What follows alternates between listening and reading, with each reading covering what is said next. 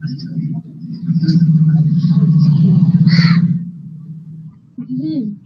morning, students. Good morning, sir. Yesterday we have studied about law of different chemical combination, in which we have studied law of conservation of mass, which is also known as law of interconversion of mass into energy. इसके बाद हम लोग पढ़े थे law of multiple proportion, law of constant proportion, Gay Lussac law, Avogadro law, और इसके बाद हम लोग देखे थे डाल्टन्स एटॉमिक थ्योरी देखे थे।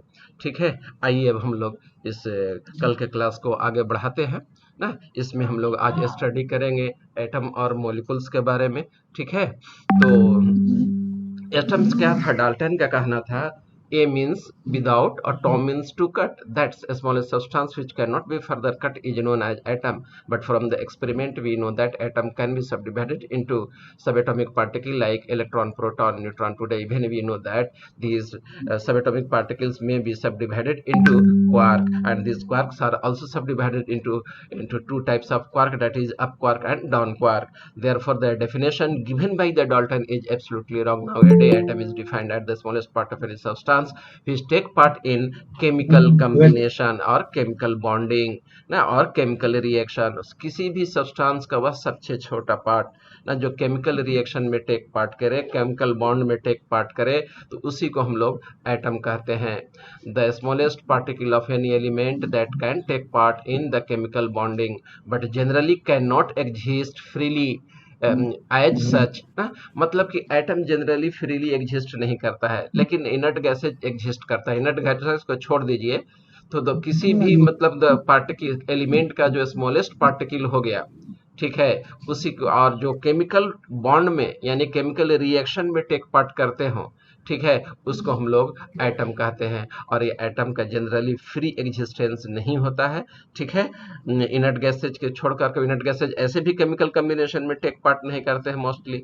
ठीक है, और मोलिक्यूल क्या हो गया, the smallest particle of any substance whether it is element or compound which has independent existence is known as molecule ना।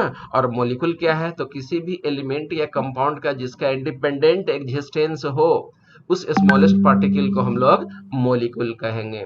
ठीक है, और मोलिकुल को हम लोग फर्दर दो कैटेगरी में क्लासिफाई करते हैं, होमो एटॉमिक मोलिकुल और हेट्रो एटॉमिक मोलिकुल। अगर एक ही तरह के एटम से मिल करके ये बने हुए हों तो इन्हें हम लोग होमो एटॉमिक मोलिकुल कहते हैं। और टू डिफरेंट, अगर दो या दो से ज़्यादा डिफरेंट एटम से मिल करके बने हुए हों तो उनको हम लोग हेट्रो एटॉमिक मोलिकुल कहते हैं। Homoatomic molecules are made up of the atoms of the same element. Heteroatomic molecule are made up of the atom of the different element have different atomicity. Number of atoms in a molecule of an element is known as atomicity. Like monoatomic, it may be monoatomic, diatomic, triatomic और polyatomic।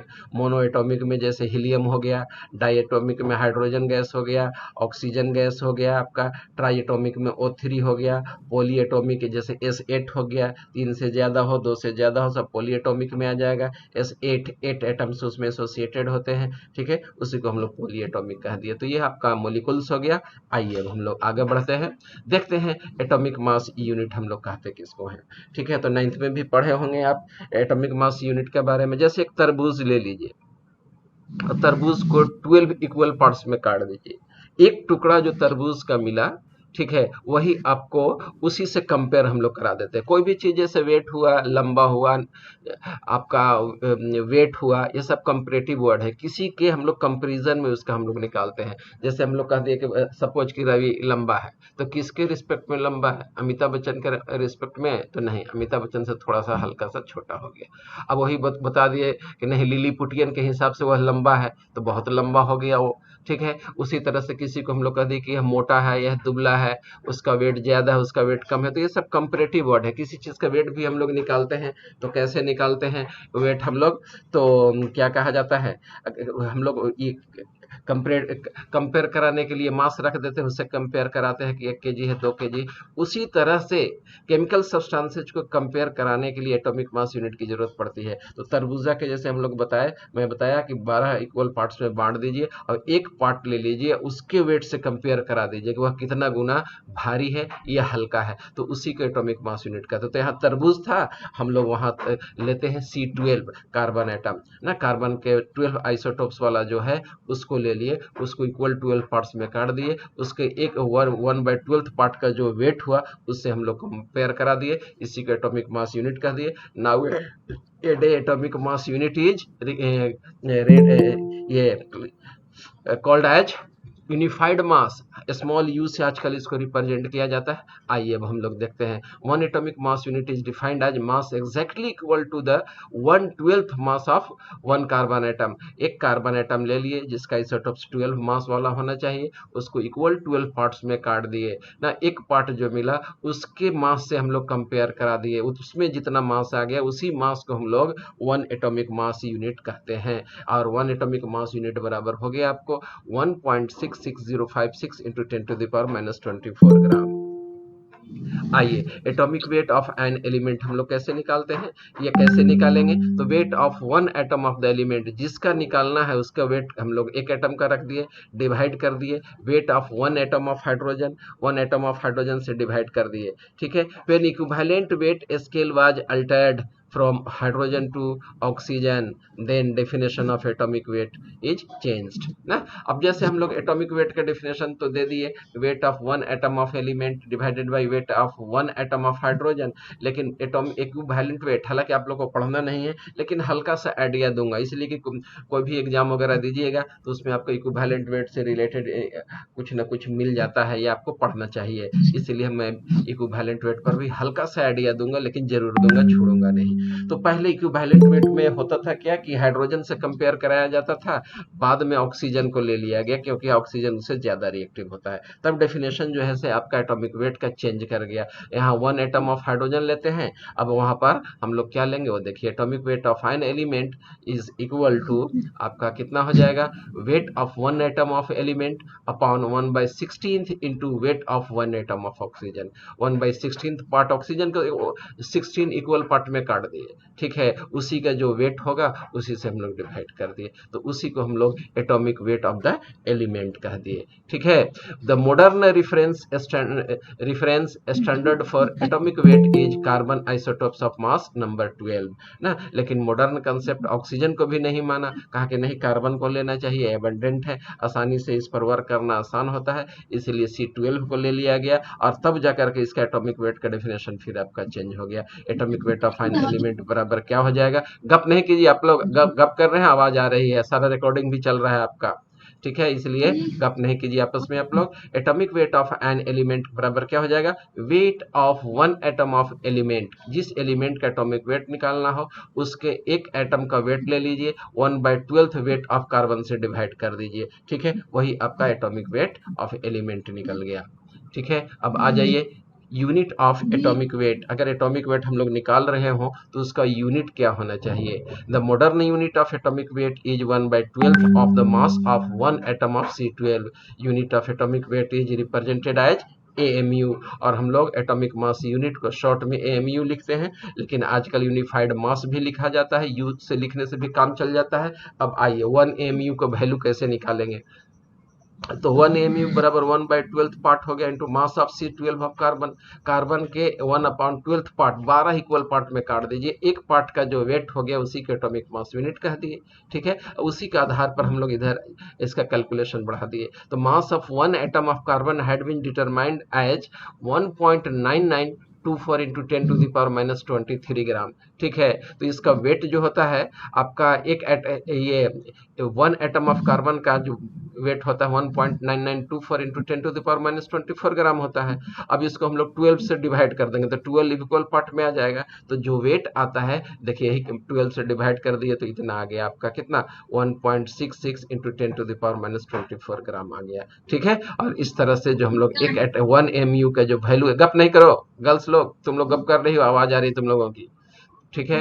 तो 1 mu बराबर यही हो गया 1.66 into 10⁻⁴ ग्राम हो गया आपका, ठीक है। 1.66 into 10⁻⁴ gram is referred as the gram equivalent of 1 mu। 1 mu का ग्राम इक्विवेलेंट इसी को हम लोग कहते हैं।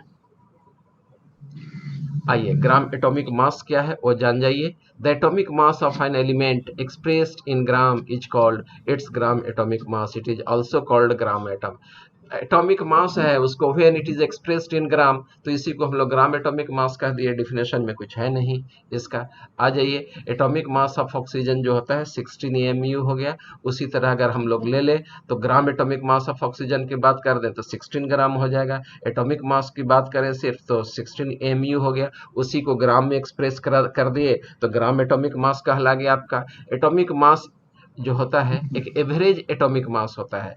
जैसे देखो एलिमेंट जो होता है वो डिफरेंट आइसोटोपिक फॉर्म में एग्जिस्ट करते हैं उसके एटम। जैसे कार्बन है तो कार्बन का 2 आइसोटोप्स आपका एग्जिस्ट कर गया 12 और 14 मास वाला, ठीक है। तो हम लोग को एटॉमिक मास निकालना है तो निकालेंगे कैसे? एवरेज उसका एटॉमिक मास निकाला जाता है। याद रखिएगा एटॉमिक मास हमेशा एवरेज होता है, ठीक है। और ये एटॉमिक मास है क्या? तो elements are found in different isotopic form, so the atomic mass of element is average of all isotopic mass within a given sample। किसी भी सैंपल में अगर हम लोग एलिमेंट में चूंकि आइसोटोपिक फॉर्म में पाए जाते हैं इसलिए हम लोग एवरेज एटॉमिक मास निकालते हैं। तो ये तो मैं आपको बता दिया। जैसे कार्बन 12 है, ठीक है। एवरेज एटॉमिक मास जो होता है कार्बन का वो 12.01 आता है, लेकिन हम लोग 12 लेकर के कैलकुलेशन करते हैं। तो एवरेज एटॉमिक मास यूनिट का ये फॉर्मूला आप 9th में पढ़े थे, ठीक है। और ये सेम फार्मूला वही है। एवरेज एटॉमिक मास बराबर होगा mass of first isotopes into its percentage ले लिए plus mass of second isotopes into its percentage ले लिए, वो 100 से डिवाइड कर दिए, ठीक है। तो आपका यही एवरेज एटॉमिक मास निकल जाएगा। तो एटॉमिक मास का गप नहीं कीजिए, आप लोग गप कर रहे हैं। Atomic mass is equal to mass of an atom divided by 1/12 mass of carbon atom यानी C12। तो एटॉमिक मास का यहीं से फॉर्मूला आ गया। अब आइए कुछ चीज का हम लोग देखिए क्या कहा जाता है, एग्जाम्पल देखने जा रहे हैं। जैसे हम लोग कोई एक बच्चा है एक्सपेरिमेंट किया आर्गन पर, तो आर्गन का आइसोटोप्स आपका 36 आया, 38 आया, 40 आया, मतलब एटॉमिक मास आ गया आपका। उसका आइसोटोपिक मोलर मास जो है आपका इतना है। क्यों ऐसा होता है वो देखिए। तो इसका एबेंडेंस यानी परसेंटेज 7.1% पाया गया। आर्गन 18 का 16.3% पाया गया और इसका 40 यानी कि आपका 76.6% पाया गया। तो आइसोटोपिक मोलर मास इसका दिया हुआ है 35.9, 37.96, 39.96। अब हम लोग का इसका एवरेज एटॉमिक मास निकालना है। तो देखिए इसका एटॉमिक मास ले लिए और इसके परसेंटेज से मल्टीप्लाई कर दिए, 7.1 से मल्टीप्लाई कर दिए, प्लस 37.96 ये डाटा ले लिए, इसमें 16.3% से मल्टीप्लाई कर दिए, फिर उसमें ऐड कर दिए कितना 39.9624 इंटू 76.6% और टोटल को 100 से डिवाइड कर दीजिए, ठीक है। तो यही एवरेज एटॉमिक मास आपका निकल जाएगा आर्गन का, ठीक है। वही किया हुआ है। ये एवरेज एटॉमिक मास निकालिएगा तो ये आ जाएगा आपका 39.352 ग्राम पर मोल। यानी कि हम लोग जब एटॉमिक मास निकालेंगे तो उसका यूनिट आपको देना पड़ जाएगा एवरेज एटॉमिक मास का, ये ग्राम पर मोल में आ जाएगा, ठीक है।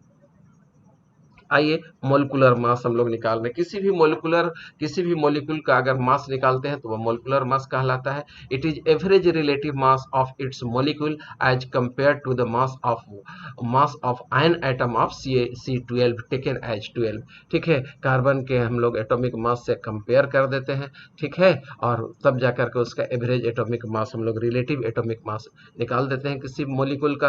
कैसे निकालता है आइए हम लोग आगे इसका चर्चा करेंगे। It is number which indicates how many times the mass of one molecule of a substance is heavier than 1/12th part of mass of carbon atom। जैसे किसी भी मोलिकुल्स का मास निकालना है, ठीक है, तो कार्बन C12 को इक्वल 12 पार्ट्स में काट दिए। एक पार्ट जो आया मास कार्बन C12 का उससे उसका कंपेयर करा, देखो कितना टाइम्स लाइट है या हैवी है, वही उसका मोलिकुलर मास निकल जाएगा, ठीक है।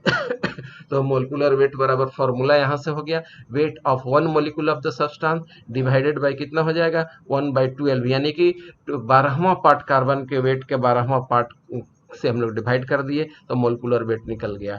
ठीक है, तो ये हो गया आपका molecular weight of a substance is an additive property, it can be calculated by adding atomic weight of atom present in one molecule by multiplying the atomic mass of each element by number of its atom and adding them together. ना इसको हम लोग ऐसे calculate कर सकते हैं, जैसे H2O का हम लोग को मोलिकुलर वेट निकालना है या तो उसमें हम लोग करेंगे क्या, हाइड्रोजन का एक एटॉमिक मास हो गया, 2 एटम है तो 2 से मल्टीप्लाई कर दिए 2 आ गया, ऑक्सीजन का एक एटम है वाटर में तो 1 हो गया, मास एक ऑक्सीजन का 16 होता है तो 16 से मल्टीप्लाई कर दिए, टोटल कितना आ गया आपका 18 ग्राम पर मोल आ गया ना। तो इस तरह से मोलिकुलर वेट कैलकुलेट होता है आपका।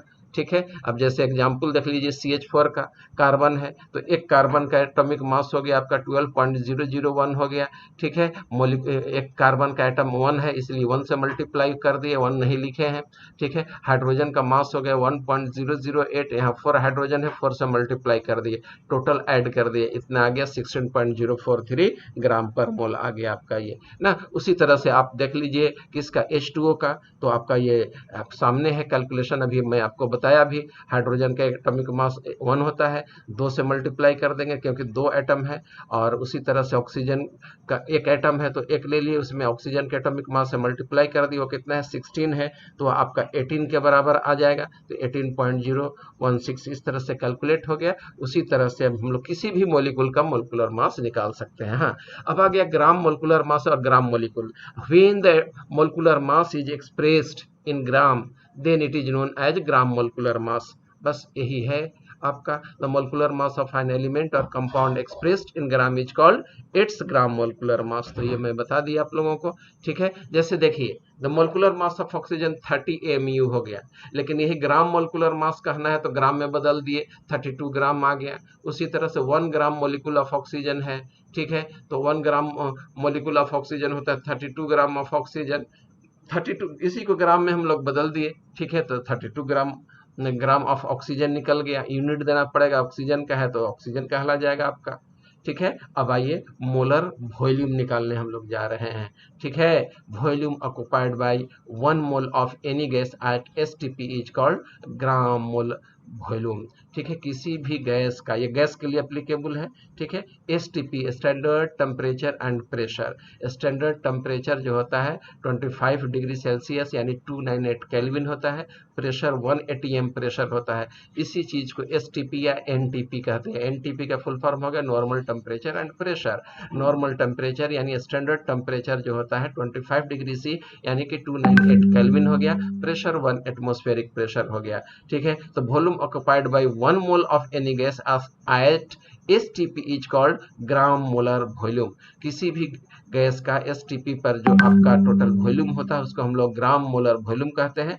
The volume of gram molar volume is 22.4 litre, और यह 22.4 लीटर होता है। Volume of 1 mole of any gas at STP is equal to 22.4 litre. तो इस डाटा को आपको याद रखना है।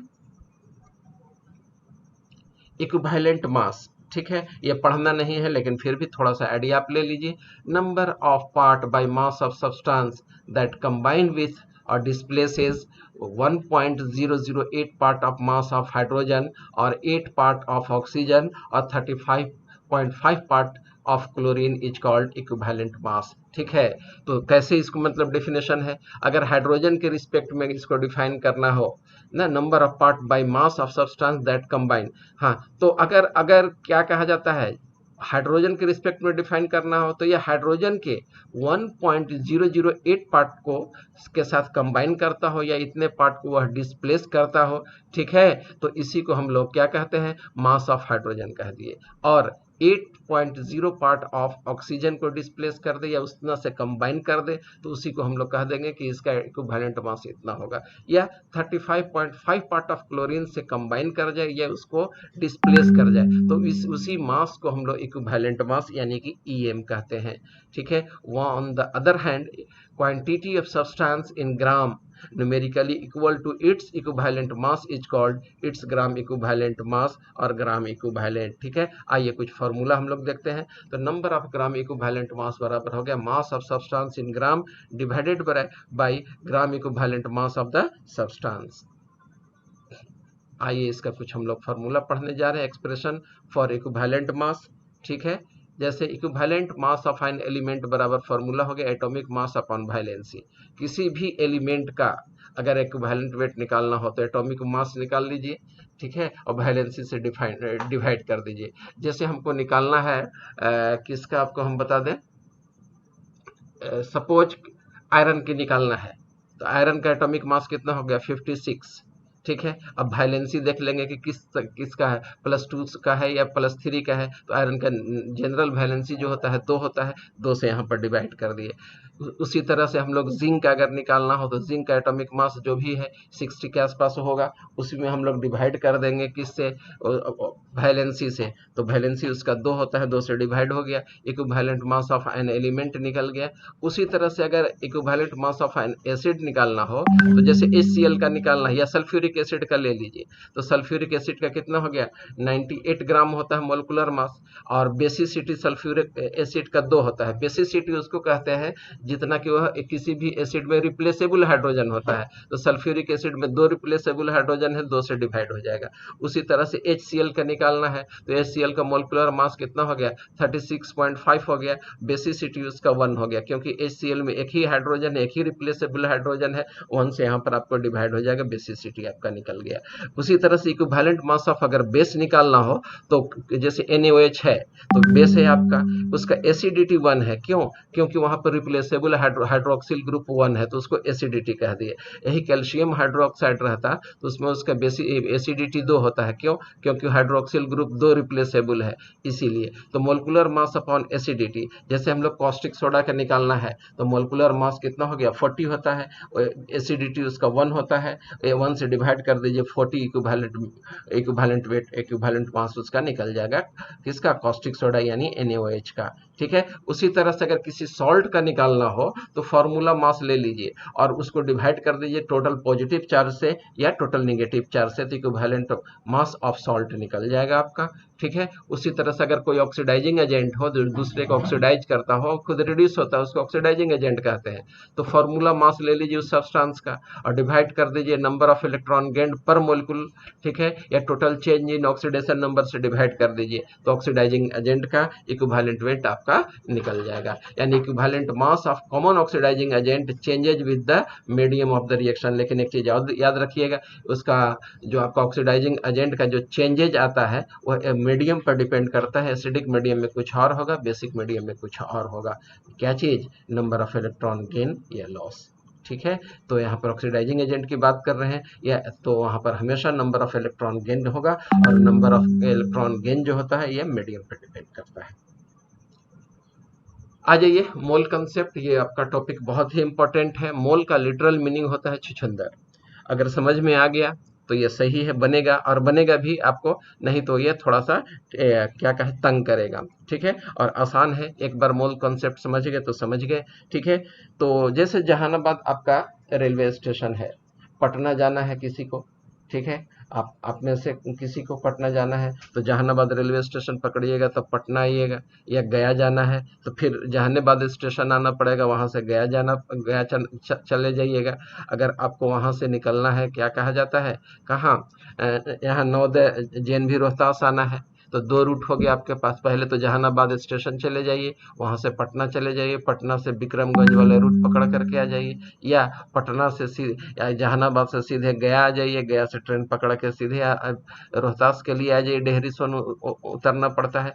तो कहने का मतलब है कि आपका ये जहानाबाद जो हो गया वो ये हो गया आपका, क्या कहा जाता है, मेन जगह हो गया। ठीक है, आपका वह जंक्शन हो गया, वहां से आपको किसी न किसी वे में हर तरह से गुजरना है। उसी तरह से मोल जो होता है एक जंक्शन होता है। ठीक है, तो और ये मोल है क्या, तो वो आप सुन लीजिए।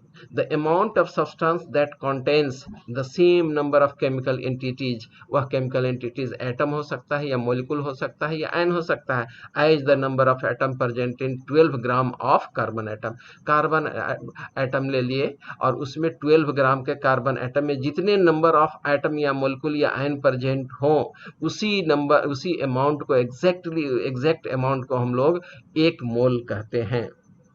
ठीक है, और यह अमाउंट जो होता है एवोगैड्रो नंबर के बराबर होता है। The number of atom present in 1 gram atom of an element, अगर एलिमेंट है, ठीक है, तो उसमें हम लोग कह देंगे number of atom present in 1 gram of atom of an element. अगर मोलिकुल है तो उसको हम लोग कह देंगे the number of molecule present in 1 gram of molecule ना exactly equal to the number of atom present in 12 gram of C12 isotopes ना, ऐसे डिफाइन हो जाएगा। उसी तरह से आयन हो सकता है, तो 1 mole of substance is called Avogadro number. किसी भी सब्सटेंस में जो 1 मोल होता है उसी को हम लोग एवोगैड्रो नंबर कहते हैं, और यह किसके बराबर है? 6.023 इंटू 10 टू द पावर 23 के बराबर है। ठीक है, thus a mole contains 6.023 into 10 to the power 23 unit. These unit can be atom, molecule, ion, electron or anything else. किसी भी सब्सटेंस में 6.023 into 10 to the power 23 unit है, ठीक है, उसमें जितने यूनिट आ जाएं उसी यूनिट को हम लोग 1 मोल कहते हैं। ठीक है, अब आ जाइए, जैसे कुछ हम डेली लाइफ का एग्जाम्पल दिखला रहे हैं आपको। ठीक है, जैसे 12 पीस मिर्ची ले लिए, ग्रीन हरी मिर्च, तो उसका ज़्यादा से ज़्यादा वेट कितना होगा? 100 ग्राम होगा। 12 पीस लौकी ले लीजिए, कितना होगा? 24 केजी के आसपास आएगा। लौकी के साइज पर डिपेंड करेगा, लेकिन हम अप्रोक्स लेकर के चल रहे हैं कि एक लौकी जो है से आपका 2 केजी का है, तो 12 लौकी का वेट कितना हो जाएगा? 24 केजी हो गया। ठीक है, उसी तरह से 12 पीस मार्बल ले लिए, अंटा, जिसको खेलते थे हम लोग बचपन में। ठीक है, तो उसका सपोज की वेट 25 ग्राम आ गया। ठीक है, उसी तरह से 12 पीस रसगुल्ला ले लीजिए, तो सपोज कि बड़ा बड़ा रसगुल्ला है, उसका वेट 1 केजी आ गया। ठीक है, यहाँ पर आप देख रहे हैं 12 पीस जो है से कांस्टेंट है। ठीक है, और 12 पीस बराबर 1 दर्जन हो गया। हर एक चीज के, डिफरेंट चीज का 1 दर्जन में वेट अलग अलग है। देखिए, ये 100 ग्राम है, ये 24 केजी है, ये 250 ग्राम है, ये 1 केजी है। ठीक है, तो वेट उसका वेरिएबल है। यहाँ पर वेट क्या है आपका? यहाँ पर ये वेरिएबल है, लेकिन उसका पीस जो है, यानी कि नंबर ऑफ पीस सेम होने की वजह से वो 1 दर्जन वो कांस्टेंट हो गया। तो उसी तरह से मोल जो होता है वो कांस्टेंट हो गया, उसमें वेगेड्रो नंबर के बराबर एंटिटीज होंगे, चाहे वो एटम हो, आयन हो या मॉलिक्यूल्स हो, लेकिन उसका वेट जो होगा वो चेंज कर जाएगा। जैसे कॉस्टिक सोडा ले लीजिए। ठीक है, तो मैं मार्कर ले लेता हूँ, मार्कर लेकर के आपको समझाने की कोशिश करता हूँ। जैसे हम लोग कॉस्टिक सोडा ले लिए, ठीक है, NaOH।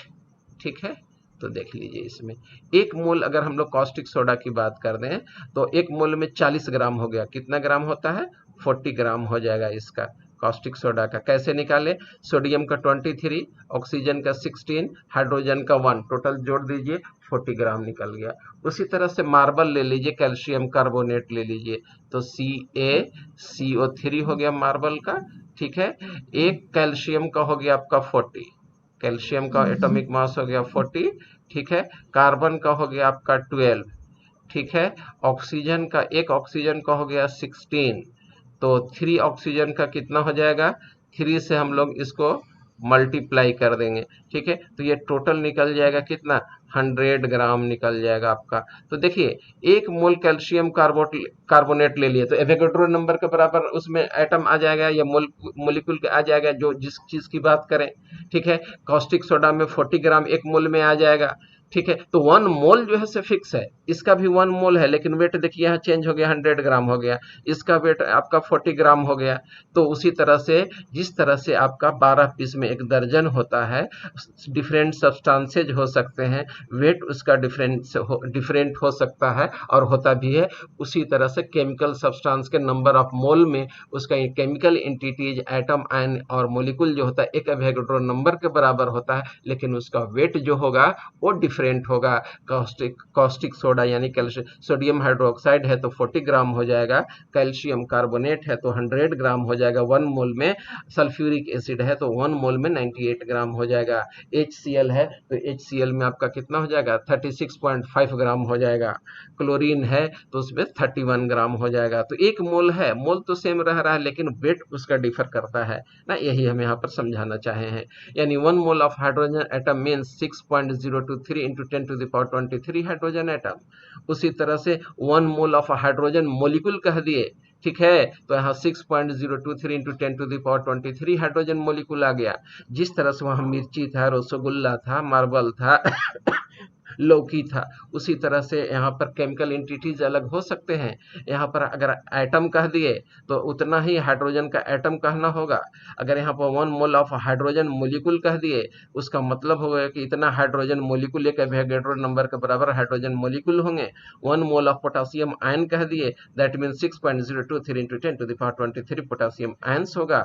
उसी तरह 1 मोल ऑफ इलेक्ट्रॉन आयन की बात कह दिए, इसका मतलब हो गया कि उसमें 6.023 into 10 to the power 23 electrons होंगे। तो कहने का मतलब है कि नंबर जो है ये आपका एवोगैड्रो नंबर रिमेन फिक्स रहेगा, एंटिटीज चेंज हो जाएंगे। एटम है तो एटम कह देंगे, मॉलिक्यूल है तो मॉलिक्यूल कह देंगे, आयन है तो आयन कह देंगे, इलेक्ट्रॉन है तो इलेक्ट्रॉन कह देंगे। वेट उसका अलग अलग हो सकता है, डिफरेंट केमिकल सब्सटेंसेज हो सकते हैं, लेकिन 1 मोल में जो डाटा है वो हमेशा फिक्स होता है ना। तो देखिए मोल से एक फॉर्म से दूसरे फॉर्म में कैसे कन्वर्ट करेंगे। तो सबसे पहले हम लोग जंक्शन जाते हैं, जंक्शन से हम पटना जा सकते हैं। ये कौन जंक्शन से, तो आपका जहानाबाद जंक्शन से। जहानाबाद से हम लोग कहाँ जा सकते हैं, आपको गया जा सकते हैं, गया से अकौड़ी गोला यहाँ पर JNV रोहतास आ सकते हैं, ठीक है। मास है, मास को अगर आपको कन्वर्ट करना हो, किसी भी सब्सटेंस के मास को कन्वर्ट करना हो मोल में, ठीक है, तो उसको हम लोग डिवाइड कर देंगे किससे, फॉर्मूला मास से, ठीक है, तो मोल में निकल जाएगा। अब मोल निकल जाएगा, जैसे आपका कैल्शियम सोडियम हाइड्रोक्साइड है, अब इसमें 40 ग्राम दिया हुआ है, मोल में बदलना है तो 40 से डिवाइड कर दिया क्योंकि फार्मूला मास 40 होता है, Fa मतलब फार्मूला मास, 1 मोल निकल गया। उसी तरह से कैल्शियम कार्बोनेट हो गया, 50 ग्राम कैल्शियम कार्बोनेट ले लिए तो 50/100 कर दिए, 100 कहाँ से आ गया, फार्मूला वेट। अंदर जाने के लिए हमेशा आपको डिवाइड करना है, लेकिन वही अगर आपको मोल दिया हुआ है, मास में कन्वर्ट करना हो तो मल्टीप्लाई कर देंगे, किससे, फॉर्मूला मास से मल्टीप्लाई कर दीजिए तो वह मास में बदल जाएगा। जैसे 1 मोल कॉस्टिक सोडा है तो 1 में मल्टीप्लाई हो जाएगा उसका फॉर्मूला मास से। फॉर्मूला मास कितना है उसका कॉस्टिक सोडा का, तो 40 ग्राम। तो आंसर देखिए 40 ग्राम आपका आता ही है, ठीक है। उसी तरह से वॉल्यूम एट STP, किसी भी गैस का STP पर जो वॉल्यूम होता है 22.4 लीटर होता है, और आपको गैस का अगर वॉल्यूम दिया हुआ हो, मोल में कन्वर्ट करना हो, ठीक है, तो हम लोग क्या करेंगे, डिवाइड कर देंगे। अंदर जाने के लिए हमेशा डिवाइड किया जाता है, किससे, 22.4 लीटर से डिवाइड कर देंगे तो मोल में बदल गया। उसी तरह से अगर मोल दिया हो और वॉल्यूम में बदलना हो तो मल्टीप्लाई कर देंगे कितना से, 22.4 लीटर से। अब एक चीज देखो, यहाँ मास दिया हुआ है और मास से हमको वॉल्यूम निकालना है, तो कैसे निकालेंगे, मास को डिवाइड कर देंगे किस चीज से, फॉर्मूला मास से, तो मोल निकल गया, मोल में मल्टीप्लाई कर देंगे कितना से, 22.4 लीटर से, तो वॉल्यूम एट STP निकल गया, ठीक है। उसी तरह से वॉल्यूम दिया हुआ है, तुमको मास में बदलना हो तो अंदर जाने के लिए डिवाइड करना है हर जगह से, तो 22.4 लीटर से वॉल्यूम में डिवाइड कर दिए, मोल में बदल गया। मोल में बाहर निकलना है, बाहर निकलने के लिए मल्टीप्लाई करना है किससे, फार्मूला मास से, तो मास निकल गया। तो हम लोग इंटर कन्वर्ट एक फॉर्म से दूसरे फॉर्म में कर देंगे। फार्मूला याद रखने की जरूरत नहीं है, ये चार्ट याद है तो बन जाएगा। ये चार्ट कैसे याद होगा, न्यूमेरिकल सॉल्व करने से। नंबर ऑफ मोलिकुल अब हमको निकालना है, और नंबर ऑफ मोलिकुल दिया हुआ हो, मोल में बदलना हो तो अंदर जाना है, वो अंदर जाने के लिए डिवाइड करते हैं, और नंबर ऑफ मोलिकुल्स जो होता है एवोगैड्रो नंबर के बराबर होता है, जिसका नोटेशन Na है, डिवाइड कर देंगे मोल में निकल गया। मोल दिया हुआ है, ठीक है, मोल को मोलिकुल में बदलना है, ठीक है, मल्टीप्लाई कर देंगे एवोगैड्रो नंबर से ना, मोलिकुल में बदल गया। अब हमको नंबर ऑफ मोलिकुल से मास में बदलना है, तो कैसे बदलेंगे, नंबर ऑफ मोलिकुल को डिवाइड कर देंगे एवोगैड्रो नंबर से, मोल में बदल गया, मल्टीप्लाई कर दिए फॉर्मूला मास से, मास में बदल गया। अब मोलिकुल को हमको वॉल्यूम में बदलना है, डिवाइड कर दिए मोलिकुल में बदल गया, किस चीज से, एवोगैड्रो नंबर से। अब मोल को हम लोग फिर मल्टीप्लाई कर दिए 22.4 लीटर से, वॉल्यूम एट एसटीपी निकल गया। उसी तरह से ये वॉल्यूम दिया हुआ हो और हमको नंबर ऑफ मोलिकुल में बदलना है, तो पहले डिवाइड कर दिए वॉल्यूम में, कितना से, 22.4 लीटर से, तो मोल में बदल गया। अब मोल में मल्टीप्लाई कर दिए किस चीज से, एवोगैड्रो नंबर से, तो नंबर ऑफ मोलिकुल्स निकल गया। इस तरह से मोल को हम लोग एक फॉर्म से दूसरे फॉर्म में कन्वर्ट करते हैं, ठीक है। चलिए आज इतना ही। और ये एसटीपी क्या है मैं आपको पहले ही बता दिया, उसको एनटीपी भी कहते हैं, ठीक है। और क्या कहा जाता है फॉर्मूला, बस आज इतना ही।